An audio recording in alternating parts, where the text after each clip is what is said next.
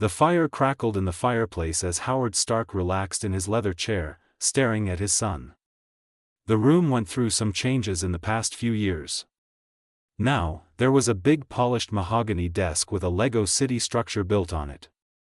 The bookshelves looked new, not to mention the big globe near the window with pins on certain locations.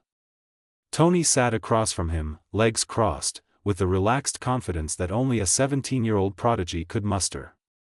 "So, Tony," Howard began, his voice calm but firm. "What's the plan? You're not going to lounge around the lab all day tinkering with hot rods, are you?" Tony raised an eyebrow, his smirk widening. "Tinkering is how I relax, Dad. Some people play golf, I build things. You should try it sometime, it might loosen you up." "I guess it's been a while since you fixed something," Howard chuckled, shaking his head. "I'm serious. You've got a mind that could change the world. Stark Industries is waiting for you. The board's already chomping at the bit to see when you'll start learning the ropes." Tony leaned back, his expression contemplative. "Yeah, about that. Do I have to follow the script? Take over the company, become the face of Stark Industries, shake hands with senators, and attend boring galas? Because, honestly, that sounds like a snooze fest." Howard folded his arms, his tone sharpening slightly. "It's not just about running a company, son. Stark Industries is more than a business, it's a legacy. Your grandfather built it, and I've spent my life making sure it stays on the top. The work we do has a real-world impact.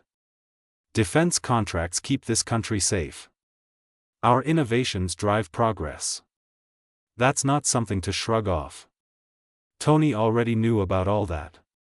However, he has a goal. So far everything went according to his plan. He saved Janet, annihilated 90% of Hydra, killed Reed before he could become the Maker, messed up Mandarin International, and even managed to put it all on Victor. And he managed to save his parents, at least for now. He bought time. However, the tumor in his brain still remains that he planned to somehow get rid of that tumor or future infinity gem out of his head. Although he got rid of Reed, there's still a chance that someone might come after him in the future like another Maker from an alternate timeline. And the pain. Well, it sometimes gets too much, and he blacks out. It's like a ticking time bomb inside his head, waiting for the right trigger to activate it. He needs to be ready for anything that could happen in the future. So, if the present technology and knowledge can't get rid of it, then he's going to have to invent it. To do that, he needed time, money, materials, and a place where he could work without getting interrupted. So, he planned to talk his dad into giving him what he wanted. In a bit roundabout way, he sighed, "I know, Dad. I know the company matters. But I don't want to just inherit your legacy.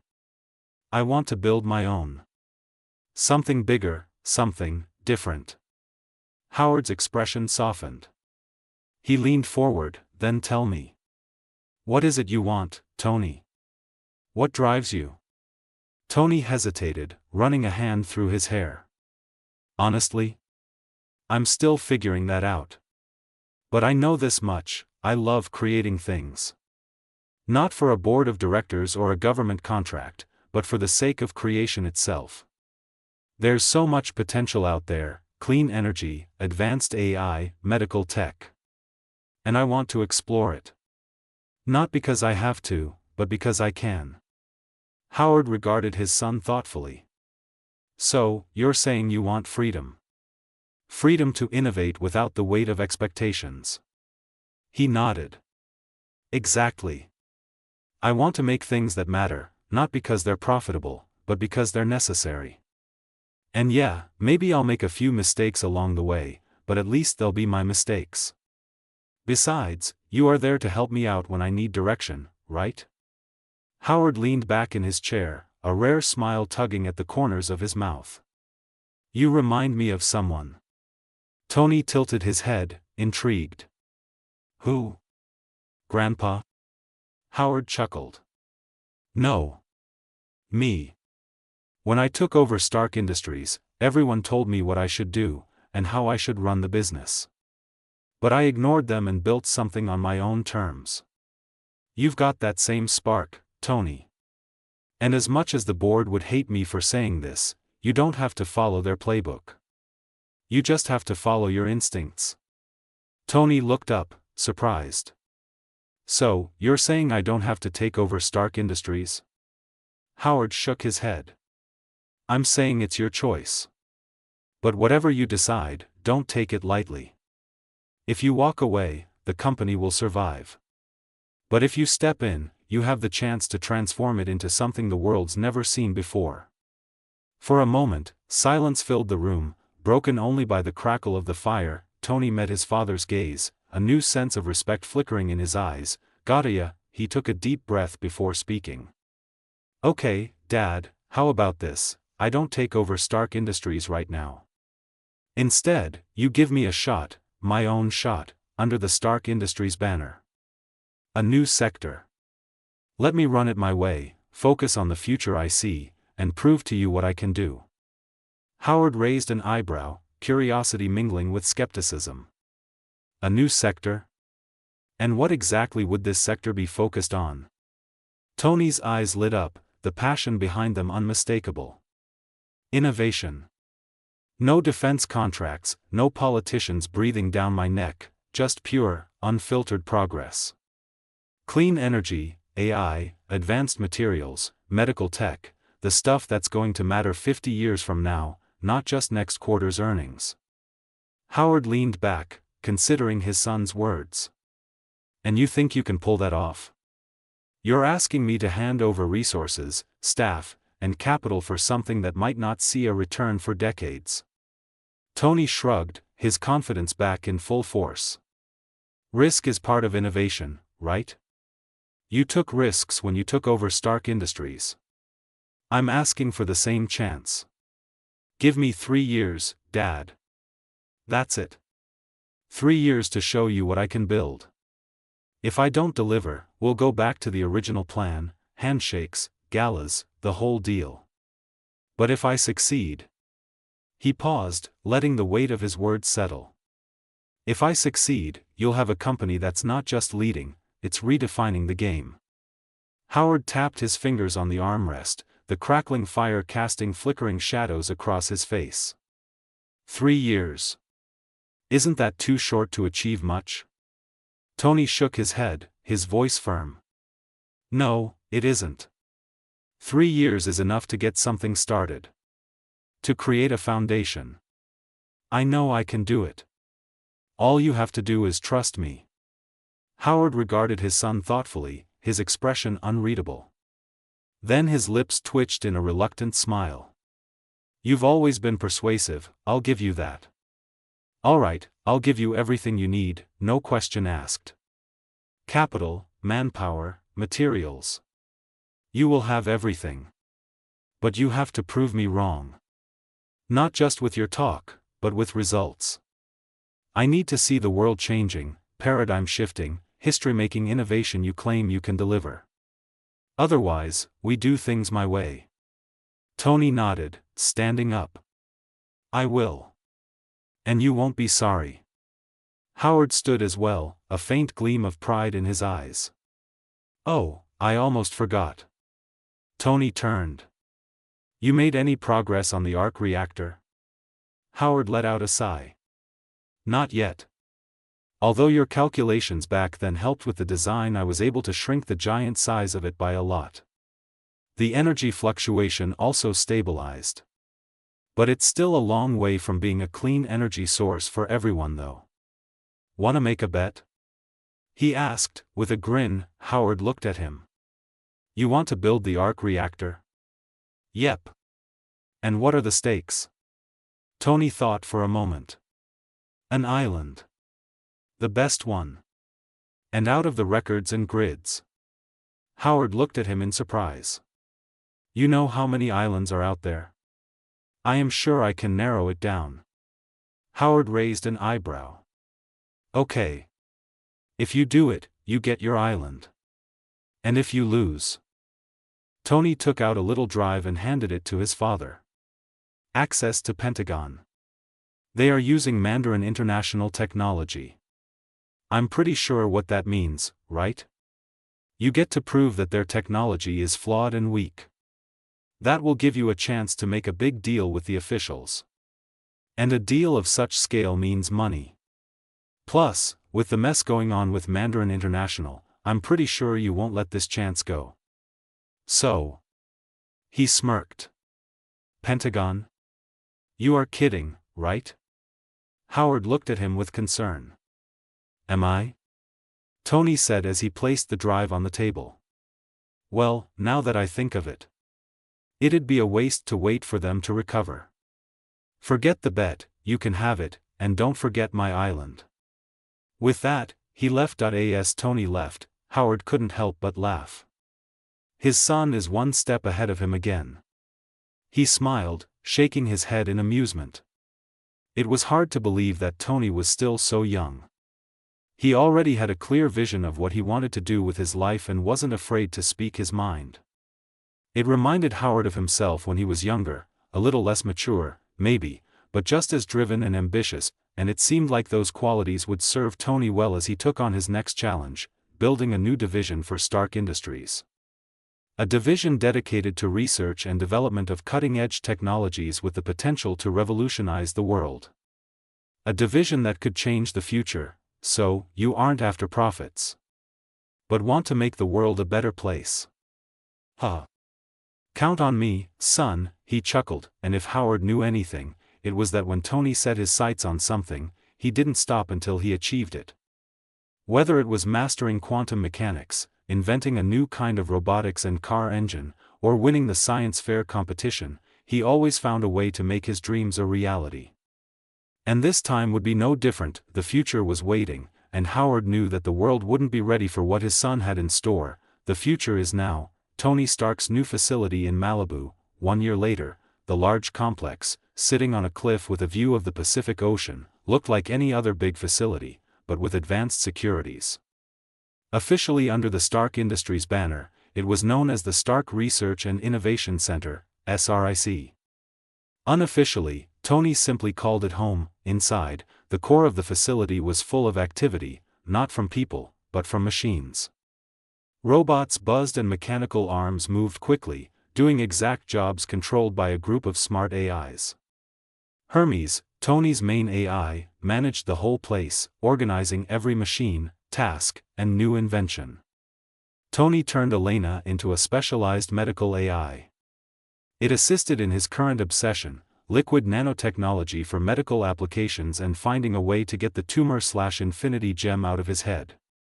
And, of course, his loyal robotic helpers, Dummy and You, lent their often comedic, if clumsy, support. When Tony first arrived in Malibu, his vision was clear, but the path to achieving it required starting from scratch. He initially intended to hire the best minds in the world-renowned engineers, scientists, and visionaries. However, the more he considered the complexities of collaboration, the more he realized something crucial: he worked best alone. Collaboration could come later, when his foundation was unshakable. The solution was automation. With Hermes at the helm, Tony focused on designing a small army of robots and automated manufacturing systems. These machines, precise and tireless, began constructing more machines, enabling an exponential growth in productivity. The facility soon boasted fully automated labs, workshops, and clean rooms, all tailored to his specifications. Why deal with interns when I can build perfect ones? Tony quipped to himself, watching one of his robotic arms assemble a complex circuit with meticulous precision. His first major project was the development of liquid nanites, a concept that combined advanced materials science, robotics, and bioengineering. These nanites, if perfected, would be capable of cellular-level repairs, healing injuries, neutralizing toxins, and even enhancing human biology. The process had been grueling, requiring breakthroughs in multiple disciplines. Tony began by designing a nanoparticle chassis composed of a unique vibranium alloy derivative he synthesized, capable of self-replication under controlled conditions. However, to achieve his goal, he needed an in-depth understanding of the human body, something that was outside his initial expertise. Not to mention the quantity of vibranium was very limited. He had to rope his dad into giving him the metal. So, he was in no position to waste such important material. "So, you're telling me I need to become a doctor now?" he muttered after his initial research left him grappling with gaps in his knowledge. His solution? Learn fast. Thanks to the infinity gem embedded in his brain, Tony's intelligence operated on a level far beyond normal human capacity as usual. While most people spent over a decade earning MDs and PhDs, Tony devoured medical textbooks, streamed lectures, and conducted virtual surgeries within months. By the 4th month, he had amassed a knowledge base comparable to that of seasoned medical researchers. Well, he wanted to get his license, but it would require time, and time is what he doesn't have. So, he simply began the nanites creation. The development of the new variants of nanites wasn't easy. Prototype Alpha, a disaster. The nanites successfully targeted and repaired synthetic tissue but caused severe inflammation when introduced into living organisms. Okay, maybe I shouldn't trust Elena's optimism. Back to the drawing board. Prototype Beta, marginally better. The nanites avoided immune rejection but failed to synchronize properly with nerve signals, rendering them ineffective for delicate repairs. Tony sighed, muttering, "I need to teach these little guys teamwork." Prototype Gamma, a breakthrough. By incorporating biomimetic algorithms into the nanites' programming, Tony achieved something extraordinary. The machines could adapt to their host's physiology, integrating seamlessly with natural healing processes. The first successful trial on living tissue occurred late one night in the lab. A synthesized organ sample, riddled with artificial microtears, was healed flawlessly within minutes. Tony watched the data streaming across his holographic displays, a triumphant grin spreading across his face. "That's it. That's the future," he whispered, leaning back in his chair. Despite the breakthrough, Tony was acutely aware of the project's limitations. The nanites required massive computational power to operate in real time, which made them impractical for widespread use. Yet, additionally, scaling production to a level where the technology could benefit millions presented logistical nightmares. There has to be a better solution. A light bulb lit up in Tony's mind, and he started designing a specialized AI that could control and coordinate the nanites. He called it Legion. The Legion AI, capable of directing trillions of nanites simultaneously. Well, it's still a work in progress. Tony leaned back in his chair, the holographic blueprints of Legion still floating before him, in his lab. The AI's architecture was complex and far more advanced than Hermes or Elena. It needed to be. It was destined to manage not just trillions of nanites but also their seamless integration into the human body. Yet, as he watched the simulations unfold, something gnawed at him. The computational demands of Legion were astronomical. Even with his most advanced servers and Hermes optimizing every process, it wasn't enough. And that meant one thing: power, real, unrelenting, near-limitless power. Tony's gaze shifted to the far corner of the lab, where a stack of old blueprints sat collecting dust. It's time for the Arc Reactor. The first step was updating the design. With the resources at Stark Research and Innovation Center, he quickly digitized the blueprints, overlaying modern schematics onto the old foundation.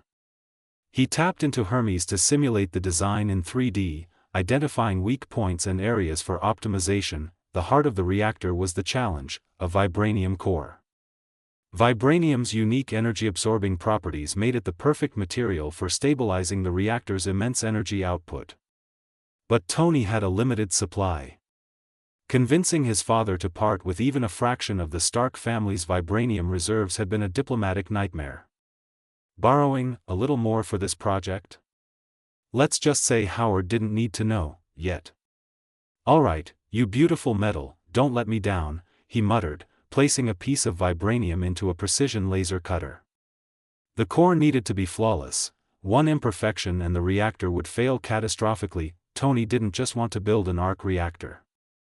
He wanted to build the world's first miniaturized arc reactor.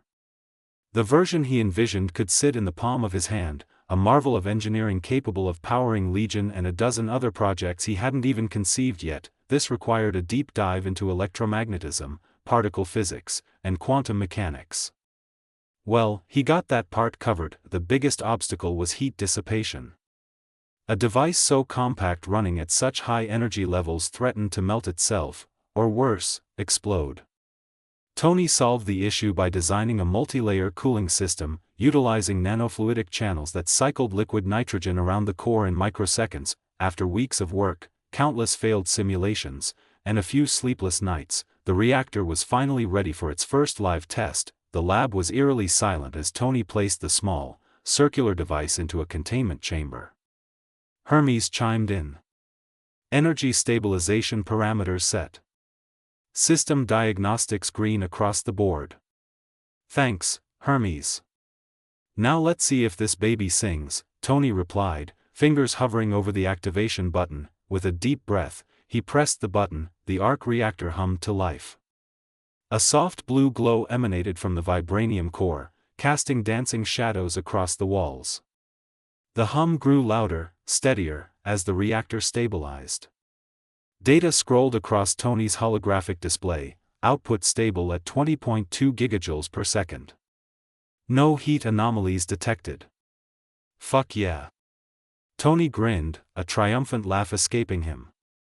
I was aiming for 5.5 to 6, but 20.2. Damn. I'm genius. With the Arc Reactor now operational, his mind buzzed with possibilities. This wasn't just a power source for Legion, it was a gateway to a new era of energy independence that he envisioned, cities powered by reactors the size of suitcases, cars that never needed refueling, and satellites capable of indefinite operation. And, of course, the reactor would make the perfect centerpiece for his Iron Man suit, a concept he hadn't touched yet but was growing more tempting by the day. One step at a time, Tony reminded himself, though his smirk betrayed the flood of ideas racing through his mind. He leaned back in his chair, the glow of the Arc Reactor reflected in his eyes. His father had laid the groundwork, but he completed the vision. With the Arc Reactor ready, Tony knew it was time to push the Legion AI and the nanites into their next phase. The power constraints that had limited their functionality were no longer an issue. The focus shifted to scalability and precision. However, the AI was still in the learning phase and would take a week or two. Sir. You've been working non-stop. How about you take a break? Hermes suggested, concerned for his creator's mental health. You're right, Hermes. Tony stood up from his chair and stretched his arms, followed by a large yawn. Well, time to get some fresh air. Put the security to red level. Capture if any unauthorized person trespasses. If the case of property harm or break-in, break their limbs and throw them in the containment chamber. Red level, security level 12. Capture and lock-up protocols in place, Hermes acknowledged. Great. Be right back, Tony said, walking out of his lab. He went to the bathroom and took a quick bath, then got dressed. Afterward, he took his wallet and keys, then walked out of the facility. Tony walked down the winding path leading from the facility to the beach. The salty breeze whipped through his hair, carrying with it the rhythmic crash of the waves below. Malibu was a haven of calm, but Tony's mind buzzed with the afterglow of his latest triumph. The Arc Reactor was a game-changer, but now, he needed a reward for himself. Junk food and a cold Coke sounded like perfection. The beachside restaurant wasn't fancy. It was one of those casual joints with outdoor seating, a few surfboards propped up for decoration, and a large fish prop on display. The aroma of grilled burgers, fries, and fried seafood hung in the air, pulling Tony in like a tractor beam. As he entered, the place was buzzing with chatter, the sound of plates clinking, and the occasional laughter of patrons enjoying the laid-back atmosphere. The place was packed up with one seat open. A woman sat at the table, her back to him. Her auburn hair was tied back in a loose ponytail, a few strands escaping to frame her face. She wore a simple blue shirt and short jeans, but her posture gave her an air of quiet elegance. She looked tired, her shoulders slightly slouched as she flipped through a menu, occasionally glancing into her purse. Hey, is this seat taken? He walked to her and asked casually, pointing to the chair next to her. The woman turned, startled for a moment before her expression softened. Her green irises locked on his. Wow! He noticed how beautiful the woman before her was, and there was something different about her but couldn't put his finger on it, and he became curious. Not at all, she said, her tone polite but tinged with weariness. She pushed her purse aside to make room. He took the seat, gesturing to the bartender for a menu. Rough day? He asked, flashing a disarming smile. The waiter quickly came and handed him the menu. She raised an eyebrow, clearly unimpressed. You could say that. It's been one of those days where everything that can go wrong, does. Ah, the old Murphy's Law special, Tony said, leaning on the counter. Let me guess.